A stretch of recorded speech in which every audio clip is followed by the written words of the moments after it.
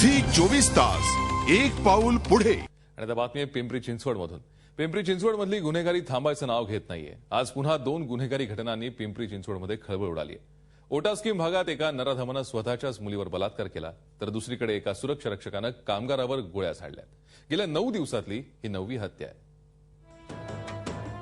पिंपरी चिंचवडच्या ओटा स्कीम मधला हाच तो नराधम बाप, ज्यानं त्याच्या 14 वर्षाच्या मुलीवर बलात्कार केला। मानवतेला काळीमा भासणाऱ्या घटनेमुळे पिंपरी चिंचवडमध्ये एकच खळबळ उडाली आहे। निगडी पोलिसांनी या नराधम बापाला अटक केली आहे। अशा प्रकारच्या प्रवृत्तीला आळा बसावा या दृष्टिकोनातून त्यास जास्तीत जास्त शिक्षा कशी होईल या दृष्टिकोनातून आम्ही प्रयत्न करणार आहोत। दुसरीकडे भोसरीमध्येही एका सुरक्षा रक्षकानं कामगाराची गोळ्या घालून हत्या केली।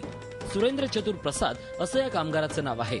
मधुरा सिंग उर्फ राजसिंग दरोगा सिंग भदुरिया यानं क्षुल्लक कारणावरून कामगारावर गोळ्या झाडल्यात। पिंपरी चिंचवडमध्ये गेल्या 9 दिवसातली ही 9वी घटना आहे। त्यामुळे पिंपरी चिंचवड मधले नागरिक कमालीचे भयभीत झालेत। झी 24 ताससाठी कैलासपुरी, पिंपरी चिंचवड।